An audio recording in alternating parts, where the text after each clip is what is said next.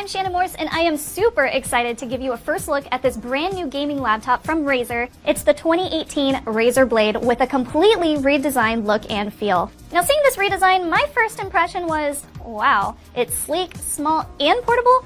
I'm just gonna borrow this for a while. Okay, thanks. The new 2018 Razer Blade now sports an NVidia GeForce GTX 1070 with Max-Q design with an 8th gen Intel Core i7-8750H processor, with a 15.6-inch display up from that 14-inch in previous generations, weighing in at 4.5 to 4.7 pounds. Now, it features not only that new compact look, but also a larger and faster 144Hz edge-to-edge display. And yeah, that bezel you see here is 4.9 millimeters thin on either side, and still leaving room for a webcam up top. The matte IPS display is Full HD with 100% sRGB colors and an 84% screen-to-body ratio, which means in-game you get accurate colors on a large screen. An optional 4K touchscreen model is also available with support for 100% Adobe RGB color. All the displays are calibrated with a custom color profile, ensuring amazing accuracy right out of the box. This, plus the included 16 gigs of RAM and 512 gigs of NVMe SSD storage, give you plenty of space to store your games, but also plenty of hardware to play those games smoothly and efficiently. Now, personally, I am always looking for a laptop that I can mod myself. And in this case, the RAM is upgradable to 32 gigs and the storage to a whopping 2 terabytes.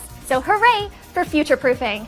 But how does the Razer Blade keep all of these components cool? Well, they've introduced some fancy new tech with an advanced cooling system featuring a full vapor chamber. Thinner and more efficient, the vapor chamber is integrated directly with heat exchangers, featuring 68.1 millimeter fins each and custom fans to keep your machine running cool during serious gaming sessions. Add that to a newer power management system to crank up the graphics or manually adjust the fan speed, and you're looking at some seriously efficient performance. Now, if you are worried about the battery life, don't be. With an 80 watt-hour battery tucked into the body, I was easily able to keep it running for a full workday with some gaming and some video editing worked in as well. Now, of course, it would not be a Razer laptop without the Razer Chroma individually backlit keyboard or Razer Synapse 3 built in. They've continued with those front-facing speakers as well, which offers solid and clear sound with Dolby Atmos support, and they've also upgraded the touchpad by removing those left and right physical buttons and replacing them with a bigger clickable glass precision touchpad. Now, plenty of the ports are included, like full HDMI 2.0, 3 USB 3.1 ports, a mini DisplayPort 1.4, and Thunderbolt 3, but they also included Bluetooth 5 and wireless AC.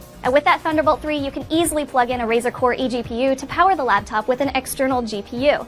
I'm Shannon Morse, thanks for watching.